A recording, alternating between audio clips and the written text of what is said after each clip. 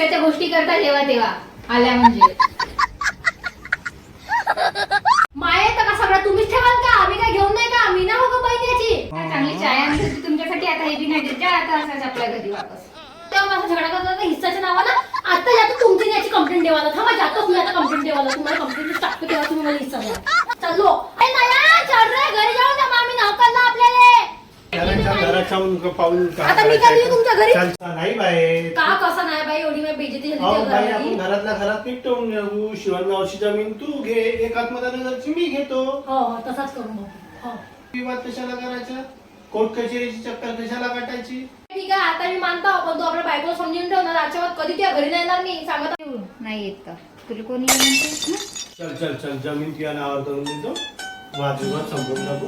हे वाली तू घे, ते वाली